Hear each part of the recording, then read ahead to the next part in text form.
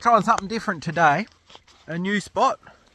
I know a fella that's done a few test pans out here. Said that he's found some chunky gold. Lights are still on, so I better turn them off so I don't get a flat battery.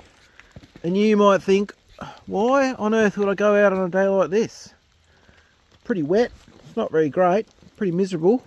This creek is normally dry as a bone.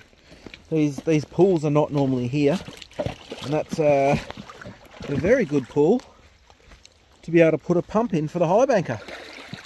So what I'm going to do, I'm going to chuck the Highbanker pump in here. The generator's right there, and I'm going to start sucking up all this dirt from all this bedrock. I'm going to lift up some of these rocks, fill up some buckets, and chuck as much material as I can through the Highbanker. Look at all this bedrock there. That's got to be good spots. If there's gold here, look at that. Look at that there. You can see that moving. Perfect trap for gold in there. So I'll get the crowbar on that, run that through the sluice, and I'll see what we can't find. Dry as a bone up there, nothing at all. I thought that actually might be running today because I had a lot of rain. Absolutely dry as a bone. So I'll make use of that big puddle and see what we can't come across. So it's pretty late in the arvo. We haven't got too much time today, so we'll just do a little bit. But got the generator going already. The Highbanker is very easy to set up. It literally just packs up and just unfolds. It's ready to go. I've got the electric pump, which means I'm only running one pipe instead of a petrol pump where you've got to put two pipes and you've got to prime the pump, which can be a pain. The electric one's very easy like that. So yeah, it'd be interesting to see what we get here. It looks like a really cool creek, and if my calculations are correct, that's a nice quartz stringer there in that bedrock. That'll be very interesting busting that up and see what comes out of that. Really hard going digging up this bedrock, especially with no water to use my pump. I can pump out the lower sections down there, but yeah, it's definitely hard to dig, this one. Might tackle all that stuff under there shortly. I think someone else has had a crack already, but there's some really nice old riverbed under there, so we'll see. There's a lot of old decaying riverbed there, which is a really good sign. If I break all that up,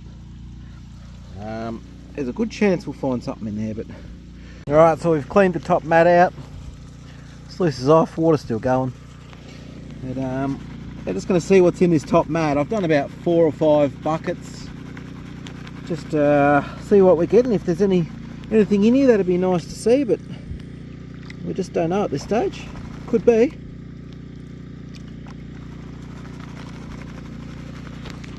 don't know if I can put that in there.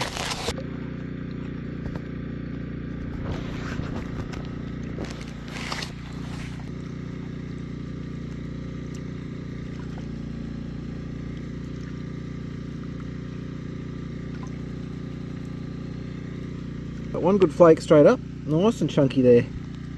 Very good.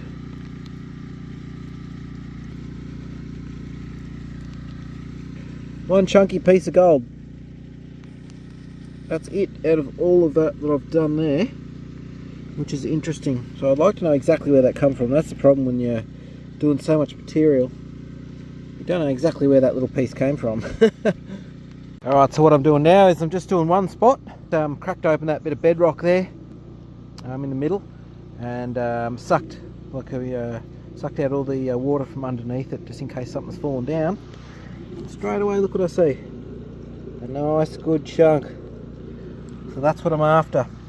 Trying to locate exactly where the gold's come from. I reckon it is all in these bedrock. I just got to crack it all open and run it through the sluice.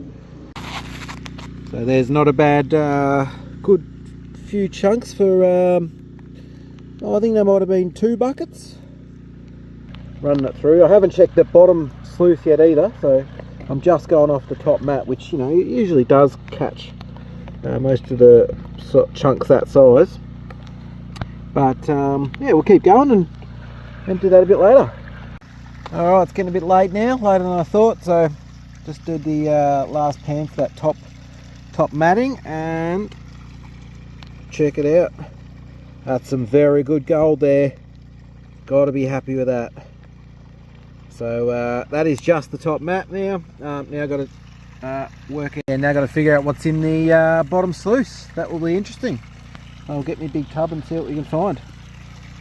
Alright, we've cleaned out the bottom tray, and no surprise, that's all the gold that was in the bottom tray, in the bottom sluice. So once again, that top mat doing a very good job at catching everything first. Be interesting to find out how much gold we got. We've definitely got a good load for the amount of work I did. You know, we definitely made a mess of that creek bed. Definitely ripped it up a lot, but yeah, I've only been here since, I don't know, 1 o'clock or something, 2 o'clock. So yeah, it's been a short day, but yeah, we'll get it home, clean it up, and we'll see how much gold we've got. Hopefully there's a pool up there somewhere. That would be nice, and we can do some test pans, see if we can find where this chunky stuff's coming from. Because yeah, that's very impressive stuff. Well, there's definitely more water up here. So that's good to know. That I could break up. I see someone else has been doing it too, see? Snapping these big pieces off and getting the gold from the cracks. There's still a lot more there. Not sure why they haven't gone all the way back. See, someone's been here at some stage, maybe a very long time ago. There's quartz in all this shaly stuff. See, it's real loose. See that? And there's actually bits of quartz stuck in that. So very interesting area right here. Right under a monstrous tree. Something you can see, you know, could be years ago that they've dug that out and got the gold from it. There's obviously a good amount of gold. This could be the source. Who knows? Be interesting to actually bust a bit more up and see what comes out of it. That's for sure.